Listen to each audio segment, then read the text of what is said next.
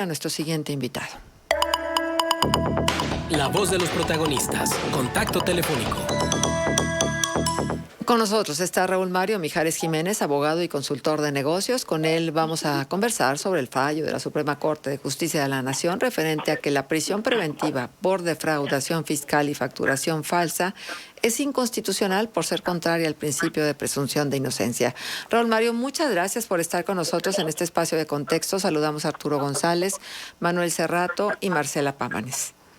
Buenos días, un saludo para todos y para todo el auditorio. Gracias. Bueno, la primera pregunta sería, ¿de qué hablamos en relación al fallo que la Suprema Corte de Justicia de la Nación ha emitido referente a este tema? Sí, bueno, hay que poner un poquito de contexto.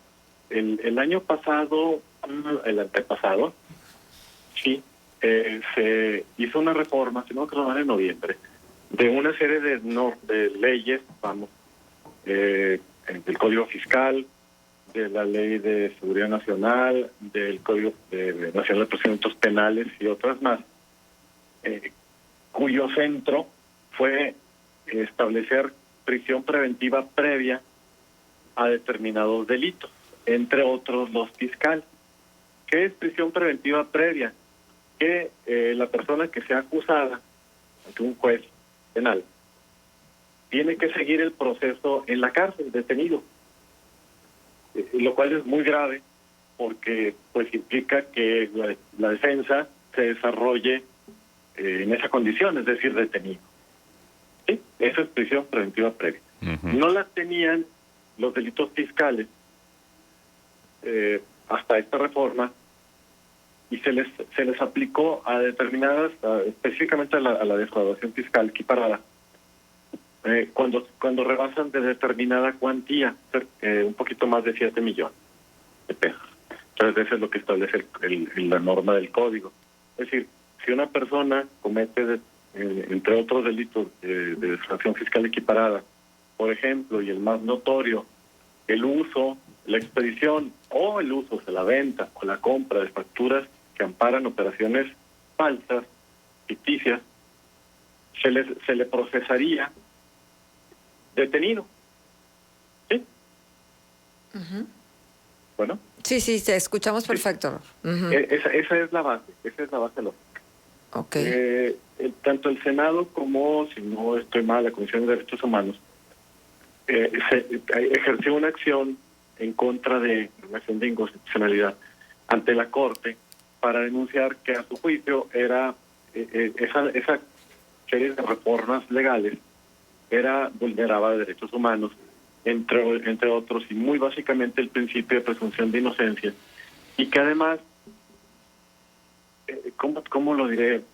Era una carga, o se generaba para el acusado una carga demasiado onerosa, porque es seguir el proceso en la cárcel, como otros delitos que ya están establecidos así en la Constitución, pero en la Constitución, no en las leyes secundarias, como el terrorismo, tráfico de personas, tráfico de drogas, delitos que se considera que vulneran la seguridad nacional. Finalmente la Corte resolvió ayer o antier, que en definitiva toda esta serie de reformas tiene el carácter de inconstitucional y por consecuencia, como dijo el ministro presidente, son inconvencionales.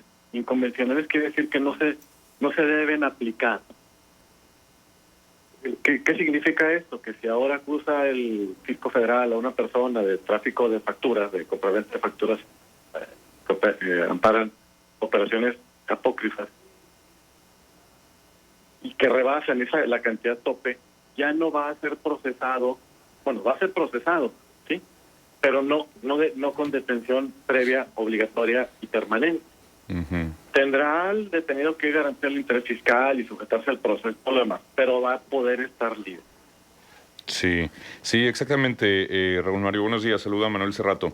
Ese es justamente el meollo del asunto. O sea, se declara inconstitucional la prisión preventiva oficiosa para este tipo de delitos, pero no se anula, por supuesto, la investigación de los mismos claro. en caso de que hubiera elementos. Por eso cuando el presidente dice que este fallo de la Corte es avalar la corrupción, beneficiar a los delincuentes de cuello blanco, el hecho de que los fifís no vayan a la cárcel, digo, lo dijo tal cual, pues no necesariamente, es simplemente que en los procesos de investigación no haya esta figura de la prisión preventiva oficiosa que no garantiza justicia. Pero, a ver, ahí hay una situación, ¿no? O sea, ¿y qué tal que huyan del país?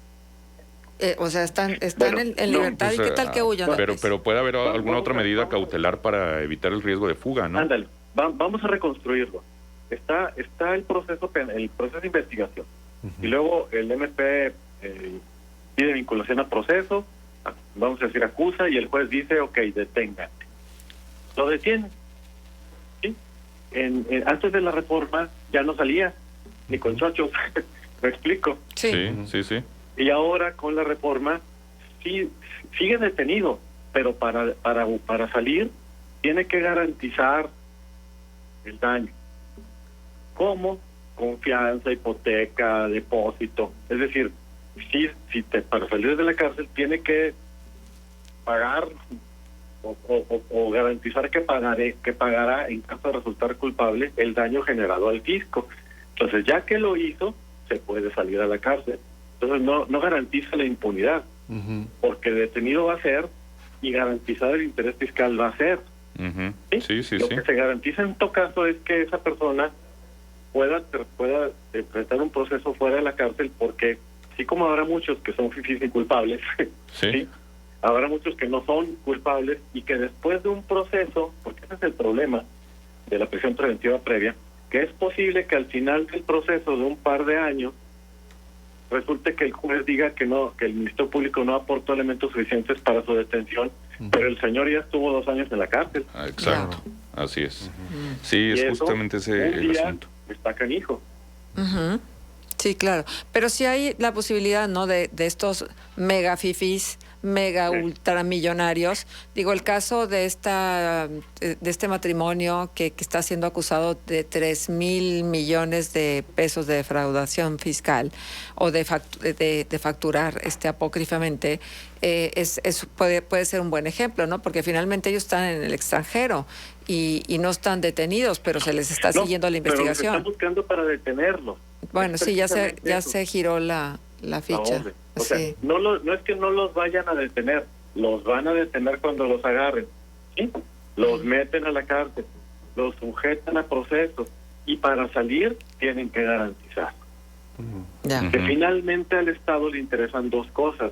Primero, recuperar el daño patrimonial y segundo, castigar penalmente. Pero en el caso de los delitos fiscales. Pero no todos los delitos ameritan no tienen esa peligrosidad la persona.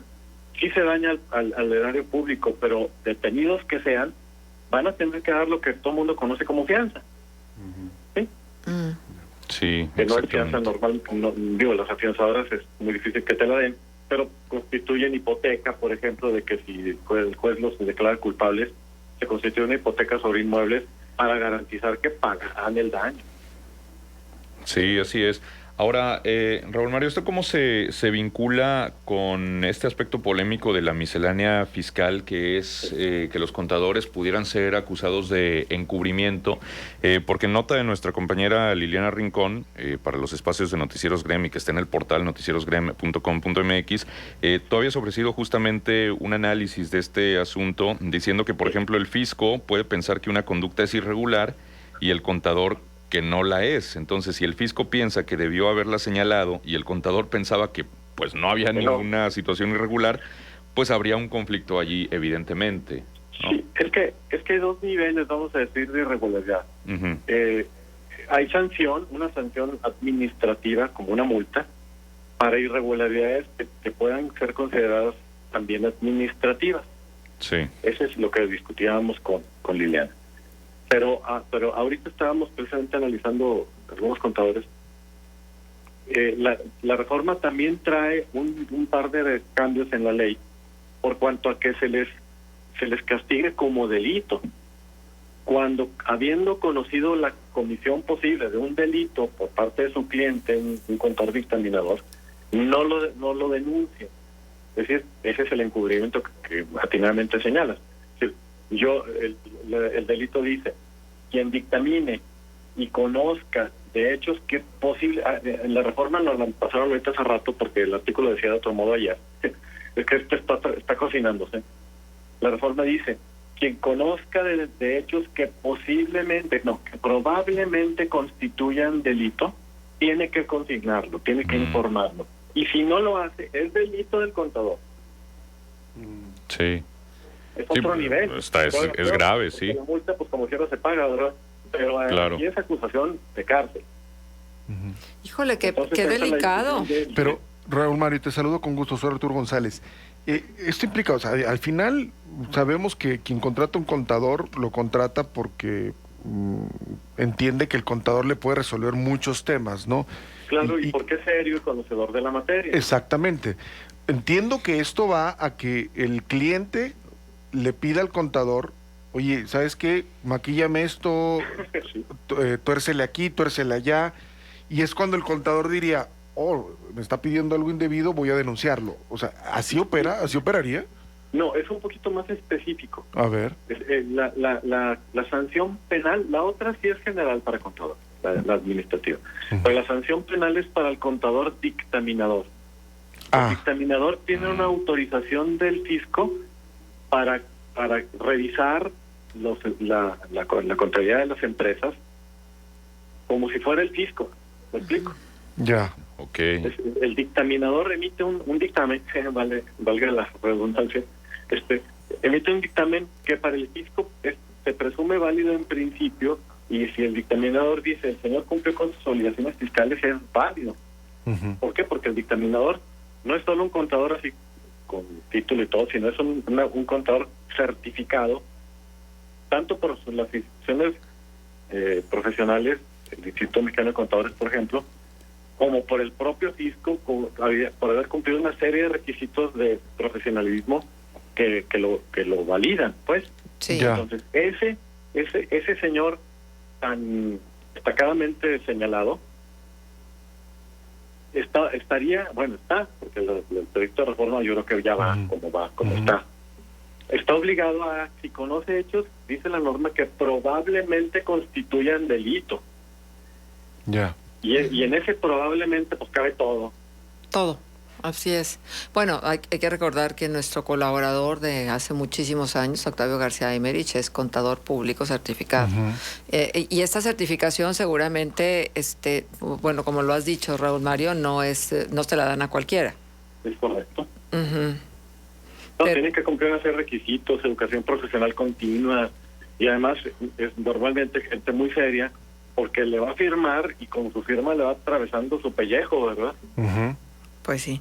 Bueno, pues nos has expuesto de una manera muy clara realmente la decisión de la Suprema Corte de Justicia de la Nación y bueno, pues al tiempo vamos a ver si el presidente modifica su discurso y reconoce que es procedente la decisión de la Suprema Corte de Justicia en aras de que la responsabilidad se le adjudique a quien tenga que adjudicársele en un determinado caso. Bueno, pues nada más una última acotación. Gracias a la bendita división de poderes, pues aunque no la reconozca, la Corte ya dijo que esas normas son inconvencionales y se acabó. Yo sé, pero finalmente podría ser más amable la situación, ¿no? Si el presidente no fustigara tanto. Bueno, muchísimas gracias, Raúl Mario. Te mandamos un saludo grande y el agradecimiento por haber estado con nosotros. A ustedes, muchas gracias. Hasta luego. Hasta Raúl luego. Mario Mijares Jiménez estuvo con nosotros. Son las 9:49. Vamos a hacer pausa comercial. Cuando regresemos, contexto de la historia lagunera. Contextos. El programa líder